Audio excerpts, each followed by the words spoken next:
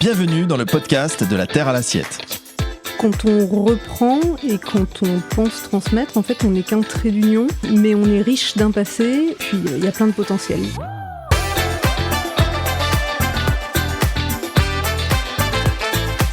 Une émission présentée par Christian Rogoubi. Alors aujourd'hui, je reçois Aude Legrand, maître caviste à Issy-les-Moulineaux, au chemin des Vignes. Aude Legrand a repris depuis une dizaine d'années l'affaire familiale. Alors, Aude, dans la belle saga familiale Legrand, je demande la fille. Oui, bonjour. Comme au jeu des... Bonjour Aude.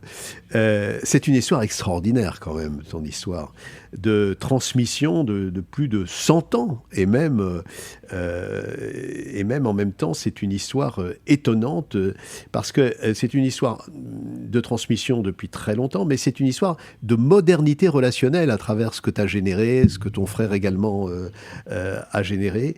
Et à flanc de coteau, à Issy-les-Moulineaux, ce lieu qui est unique en son genre, lieu de bien-être et de qualité relationnelle, je peux en témoigner pour plein de raisons. Explique-nous peut-être un petit peu cette histoire d'identité que tu incarnes magnifiquement et qui représente toute cette transmission dans laquelle tu es et dans laquelle tu projettes aussi un métier. Merci. Alors, effectivement, avec Mathieu, nous sommes la 4e génération de... Mathieu, ton frère, hein, oui, c'est ça. Oui, tout à fait. La 4e génération de Legrand à vendre du vin et à faire vivre ce lieu, effectivement, un petit peu unique à Issy-les-Moulineaux.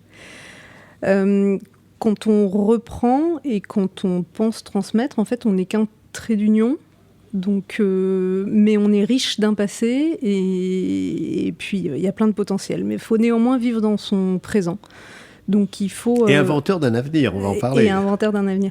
Voilà, donc il faut être ancré dans son temps, et c'est toute la magie, c'est qu'à chaque génération, on s'adapte et on est résolument tourné vers l'avenir. On a une facilité, c'est qu'on est riche d'un passé. Et quand on sait d'où on vient, c'est un petit peu plus facile, à mon sens, de savoir et de voir où on va. C'est extraordinaire ce que tu dis, parce que c'est tellement d'actualité, oui, avec ce dont on entend souvent parler, de cancel culture, de wokisme, où on veut éliminer le passé. Mais en fait, on s'aperçoit, et vous en êtes une incarnation dans ta famille, et je dirais même plus largement les militants, les artisans militants de la qualité au collège, que sans prendre en compte son passé, sans le retraduire et sans le projeter, il n'y a pas d'avenir. C'est plus difficile à construire. On a toujours besoin de savoir d'où on vient. On voit bien à travers moult histoires que quand on ne sait pas d'où on vient, c'est plus difficile de s'ancrer, en fait. Sûr. Et le Collège culinaire de France participe à ça aussi. On voit bien qu'on s'enrichit les uns les autres d'expériences, de passé et d'histoire. Et c'est ce qu'on va chercher chez nos fournisseurs aussi. C'est ça, en fait, c'est pas forcément facile de continuer une histoire familiale tout en y incarnant sa propre identité. Ce qui fait la richesse justement du fait de la durée et de pouvoir de l'avenir. Ton père, qui est un coureur de fond, je crois, oui, extraordinaire, avec une silhouette encore de jeune homme. Une silhouette et une énergie. Et une énergie, oui. Lui est résolument tourné vers le vin. Il produit même un vin blanc sur le coteau. On a recréé le Clos des Moulineaux, effectivement. Mais ça aussi, ça vient d'une histoire. Parce qu'au Moyen-Âge, l'Île-de-France a été le plus gros vignoble de France. Ah oui, donc si ça s'est passé pendant 12 siècles, ça devait être intéressant, on va replanter pour voir. Donc tout a une raison, tout a une explication, tout a une continuité, néanmoins en étant dans son temps. La richesse, c'est que papa et maman sont encore avec nous aujourd'hui, ils ne sont plus dans le quotidien, mais on a ces oreilles attentives qui, même si le métier n'était pas tout à fait le même, même si le contexte économique n'était pas tout à fait le même, ils savent ce que c'est. Et pour répondre à ta question, pas évident de trouver sa place dans cette continuité, dans cette transmission. Mais créer, c'est pas évident. Il n'y a rien d'évident, en fait. Jamais, dans aucune histoire. Il faut juste essayer d'être en accord avec soi-même et trouver son... Voilà, ça oblige un petit peu à de l'introspection. Travailler avec son frère, c'est pas toujours évident, mais quelle richesse. Faut pas croire que c'est... En fait, faut Mais travailler avec quelqu'un, c'est pas évident. Bien entendu. Voilà, donc il faut appliquer les mêmes règles de management, apprendre à se connaître, apprendre à se comprendre et avancer Bien ensemble. Ça ne dispense pas. Et en fait, tout est, en fin de compte, c'est ce qui est une des clés du Collège culinaire de France, et qui est en résonance avec tout ce que tu dis, et le Collège en résonance aussi avec toi, c'est la relation. Oui. C'est comment on travaille cette relation. On a coutume de dire au Collège qu'en fait, on est dans une conquête d'espace physique depuis très très longtemps, depuis la nuit des temps, aller toujours plus loin, toujours plus haut, sur d'autres planètes, etc. Et cette conquête d'espace physique a toujours animé les hommes et les femmes. Aujourd'hui, il y a un espace où on en est encore à la préhistoire, c'est l'espace de relation entre les êtres. Et cet espace-là, il est à conquérir. À conquérir parce que c'est peut-être celui qui bouge le plus vite. On s'aperçoit d'une génération à l'autre que les gens, les personnes, les collaborateurs ne souhaitent pas les mêmes choses. Donc ça nous oblige à être résolument à l'écoute et dans notre temps.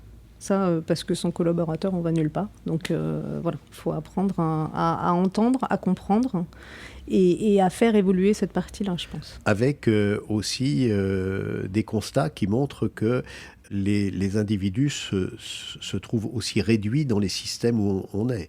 Des systèmes d'industrialisation, de standardisation, de digitalisation des vies. Ou comme je le disais encore récemment, mais j'aime à le répéter, on est de plus en plus connectés, mais on est de moins en moins reliés. Nous, on prend la décision, on n'a pas forcément l'impression de le choisir, c'est un peu de fait.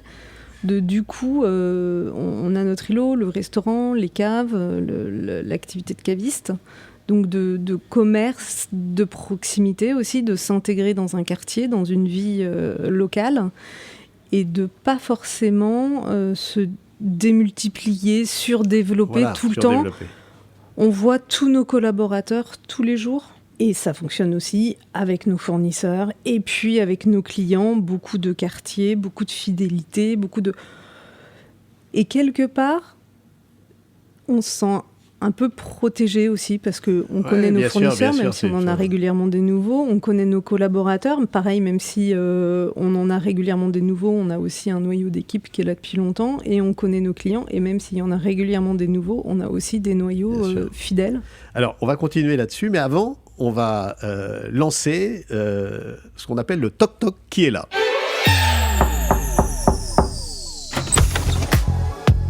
Toc-toc qui est là? Alors, toc-toc qui est là, c'est de te dire, si tu étais un fromage, tu serais quel fromage? Le reblochon, crémeux. D'accord, pourquoi? Crémeux. Crémeux, voilà. Si tu étais une région? L'Auvergne, potentiellement volcanique. Est-ce que ça a un rapport avec le vin, pour toi? Ça a un rapport et avec le vin et avec les origines de ma famille. D'accord. Vous êtes d'origine de terre d'Auvergne? Un petit peu comme tous les vrais Parisiens. D'accord.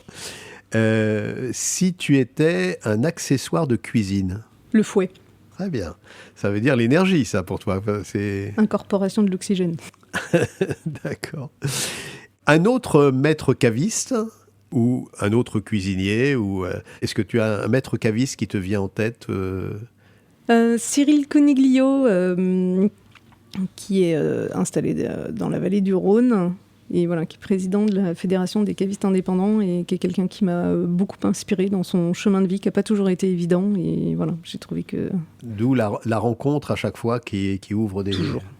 D'accord. Donc revenons à nos sujets centraux qui t'animent au sein du Collège culinaire de France, parce que tu es quelqu'un d'actif au sein du Collège culinaire de France, voire même tu participes au dîner Manger Citoyen oui.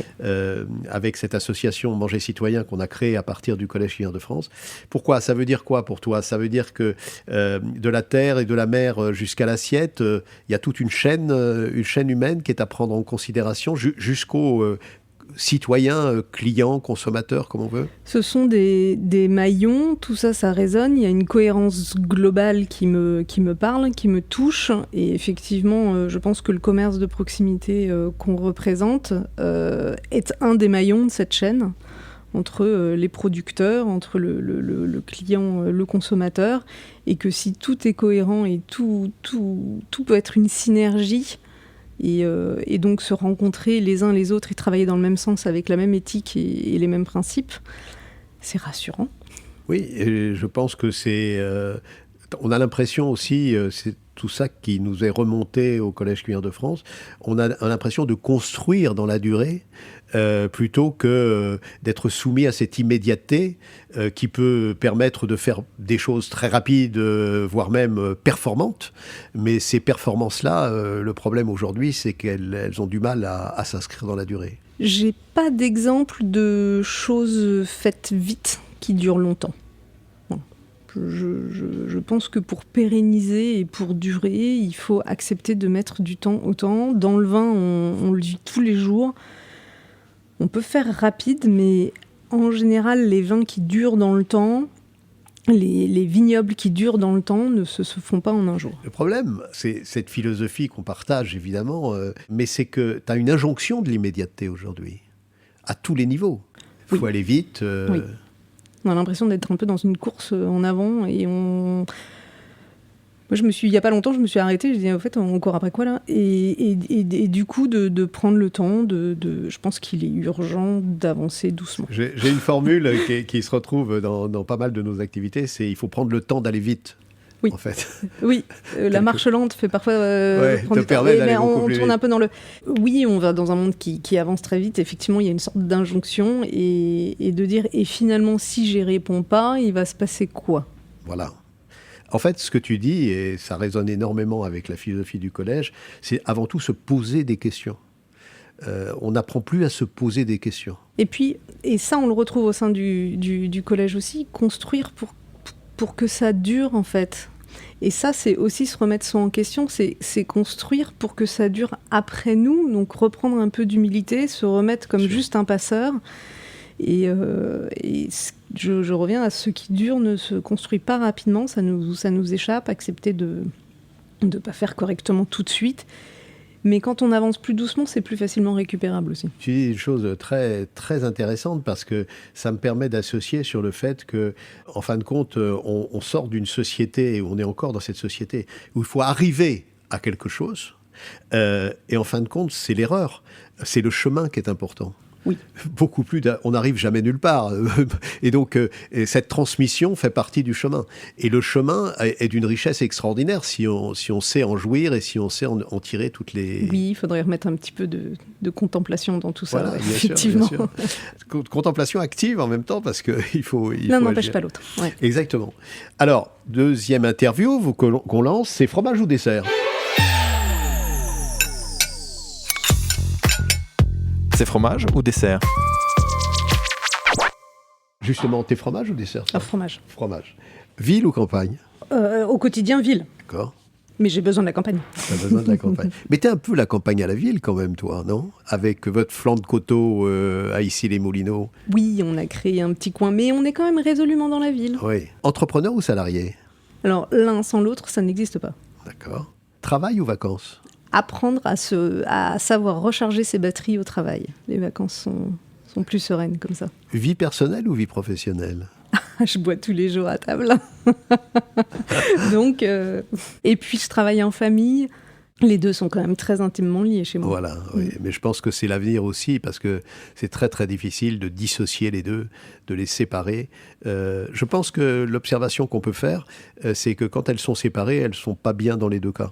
On en revient à la conversation qu'on avait tout à l'heure. Faut apprendre et faire attention à maintenir des équilibres. Et justement, pour aller sur notre dernière partie par rapport à tout ça, cette démarche dont tu viens de parler, avec toi, la particularité de la transmission, mais qui est très, très intéressante, la manière dont vous la développez, ça inspire quoi sur le plan plus large au niveau de la vie ? Ça veut dire quoi ? Ça veut dire dans quel monde et dans quelle conviction tu avances dans le monde qui est le nôtre et dans celui qui est celui de l'avenir. Alors, l'actualité politique fait que des questions s'en posent beaucoup. Je pense qu'à chaque génération, il y avait quand même une forme de questionnement et d'avancement. Là, essayer de transmettre nos valeurs, essayer moi, je crois beaucoup à l'histoire du colibri, du coup, que chacun fasse ce qu'il a à faire et dans son âme et conscience, et on avancera comme ça en mouvement, et on voit que c'est un peu ce qui se passe au sein du collège aussi. C'est chacun à son échelle fait sa part. Exactement. Et après, les maillons s'accrochent, s'enchaînent. Je suis assez résiliente et puis je crois à l'immense capacité de nos enfants. Faut les voir quand même. Ils ont beaucoup de choses à nous apprendre. Exactement, et avec l'immense capacité, c'est le cœur même du collège, de la valeur humaine qui est en nous. À partir du moment où on la mobilise, on se pose des questions pour la mobiliser et être dans une relation à l'autre qui, en fin de compte, t'enrichit beaucoup plus, quelles que soient tes performances par ailleurs, quoi. Oui, dans la transmission, il y a beaucoup d'apprentissage. Oui. Parce qu'on n'impose pas. Ça ne se donne pas, ça s'apprend. Exactement. Ouais. Donc, en fait, on s'enrichit énormément à les observer. C'est pas toujours évident, d'ailleurs. Oui, bien sûr. Mais si c'était évident, de toute façon, ça serait... moins intéressant. Ça serait moins intéressant. Alors, on termine par ce qu'on appelle le pot de moutarde. La moutarde me monte au nez. Est-ce que tu as quelque chose qui fait que la moutarde te monte au nez, un coup de gueule que tu aurais à donner sur quelque chose qui t'entoure et qui tu trouves... Oui, c'est effectivement la place de l'humain, la place qu'on veut donner à l'humain ou que parfois on oublie trop. Ça, c'est quelque chose qui peut... La manière dont on traite les gens dans un monde qui, quand même, pour partie, est assez déshumanisé. Ça, c'est encore la chose qui peut me faire monter la moutarde au nez. Oui, d'accord. D'accord. Bah oui, puis après, c'est la mise en œuvre tous les jours de cette philosophie-là, dans le rapport à l'autre, dans le rapport à l'humain. On va conclure. D'abord, on va te remercier vraiment d'être venu, parce que je sais que tu viens de loin. Mais merci à vous. Non, c'est merci à toi. Je crois que tu étais à Quiberon, que tu t'es déplacé spécialement pour venir à cette interview. Et avec grand plaisir. C'est vraiment adorable à toi et c'est bien d'avoir ton témoignage. Est-ce que pour conclure, tu peux nous donner, pour nos auditeurs, une adresse de restaurant, une adresse qui te tient à cœur ou que tu as découvert, ou une adresse de produit qui te viendrait à l'esprit? Oui, il y a une jeune vigneronne qui me touche dans son travail et dans son énergie. Elle fait partie du collège et elle est à Bourg, dans la région de Bordeaux, qui est une région qui vit des hauts, des bas et qui mérite d'être peut-être redécouverte. D'accord. Parce que je pense qu'on la connaît plus aussi bien qu'il faudrait. Et Amélie, au domaine du Clos du Notaire, fait des vins Clos du Notaire, oui, j'en ai entendu parler aussi. Voilà, qui font des vins qui me plaisent, qui sont dans leur temps, effectivement, et qui amènent à Bordeaux la fraîcheur dont ils avaient peut-être besoin. De ce conseil. Un restaurant, non, qui te vient à l'esprit, ou à part le chemin des vignes à part la guinguette de Mathieu, de choisir, c'est renoncer. Ils sont trop nombreux. Moi, je dirais déjà la guinguette, il faut y aller absolument, parce que c'est vraiment atypique, complet, que ce soit pour les Parisiens ou autour de Paris. C'est vraiment un restaurant qu'il faut avoir connu dans sa vie, quoi. Effectivement. Et il y a beaucoup de cœur et d'amour dans ce qu'il fait, donc il faut voir ça, mais il y en a plein d'autres aussi. Voilà. Peut-être un étoilé, je le ferais si je sortais de ma guinguette. T'as un nom qui te vient à l'esprit ou pas ? Ça fait très longtemps que j'y suis pas allée, donc ça me trotte dans la tête, c'est peut-être pour ça que je vais le dire. Je retournerai volontiers chez Pierre Gagnère, parce que ça fait quand même partie de ces grands chefs qui m'ont fait rêver. Tout à fait. Philosophe, en même temps. Alors, philosophe, résilient, et d'une fidélité extraordinaire, donc j'aime beaucoup la nature de ce monsieur. Merci Aude, merci pour cet échange avec toi et merci, c'est formidable que tu sois au collège parce que Mais c'est formidable d'y être. C'est gentil parce qu'en plus tu participes pratiquement à beaucoup de dîners et mangers citoyens avec l'association Manger Citoyens issue du collège, donc qui se tourne vers les citoyens et qui apprend aux citoyens ce que manger veut dire, et ça c'est formidable. Merci Christian. Vous venez de déguster un épisode de La Terre à l'assiette, le podcast qui vous donne envie de bien manger. Nous espérons que vous avez passé un agréable moment en notre compagnie. Si ce podcast vous a régalé, soutenez-nous en lui donnant un maximum d'étoiles, comme un grand chef, et en vous abonnant. Vous avez envie d'en savoir plus sur les actions du Collège culinaire de France et sur le mouvement Manger Citoyen? Suivez-nous sur les réseaux sociaux et sur notre site internet. À très vite pour un prochain épisode. Ah oui, et évidemment, l'addition, elle est pour nous.